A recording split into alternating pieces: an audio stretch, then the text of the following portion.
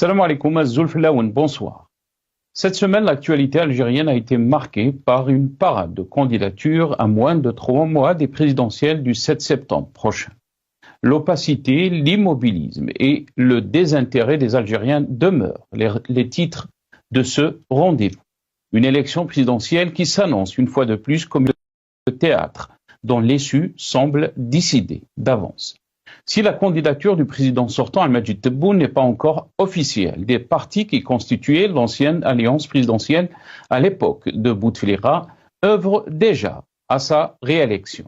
La candidature du chef de l'État pour un second mandat, motivée selon eux par le désir de permettre à Al-Majid Tebboune de disposer du temps nécessaire pour achever les réformes et projets sociaux, économiques et institutionnels. L'objectif proclamé est de jeter les bases d'un renouveau national impliquant chaque citoyen algérien. Toutes les 5 années ou à l'occasion de chaque rendez-vous électoral, un engouement spectaculaire de la classe politique. On assiste alors aux mêmes scènes, aux mêmes discours déjà vus et entendus dans l'ancienne Algérie.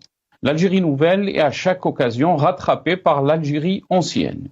Sur ce plan, rien n'a changé et rien ne changera. La classe politique algérienne a compris que pour son intérêt matériel et sa survie politique, il vaut mieux être à proximité du pouvoir, car tant que l'armée désigne le futur président, il n'y a aucun espoir d'accéder au pouvoir et encore moins le changer. Dans le même ordre, l'Algérie appelle à réformer le Conseil de sécurité de l'ONU.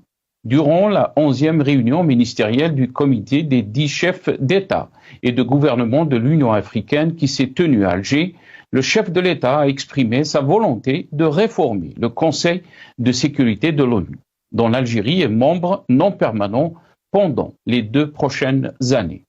M. Attaf, le ministre des Affaires étrangères, a indiqué que cette rencontre se tient aujourd'hui dans un contexte international d'une gravité et d'une complexité extrême. Un contexte qui a remis au premier plan des priorités impérieuses. Le dossier de la réforme de l'organe central de notre organisation onusienne, à savoir le Conseil de sécurité. Dans le même ordre, Al-Majid Tebboune s'est rendu en Italie pour assister au sommet du G7, à l'invitation de la première ministre italienne Giorgia Meloni. Outre l'Algérie, le roi de la Jordanie ainsi que les dirigeants de l'Ukraine, de l'Inde, du Brésil, de l'Argentine, de la Turquie, de l'Arabie Saoudite, des Émirats Arabes Unis, du Kenya et de la Mauritanie, qui assurent la présidence de l'Union africaine, sont aussi invités. À la veille de l'Eid, les Algériens peinent à faire face à la cherté de la vie. Les poussées vertigineuses de l'inflation mettent l'économie face à des défis majeurs, auxquels aucune augmentation salariale n'est en mesure de produire de l'effet sur le niveau de vie des citoyens. Une situation socio-économique inquiétante pour une grande partie de nos concitoyens. La cherté de la vie est devenue la première source de problèmes et des soucis quotidiens des Algériens. Et des pans entiers de la société ont basculé dans la précarité.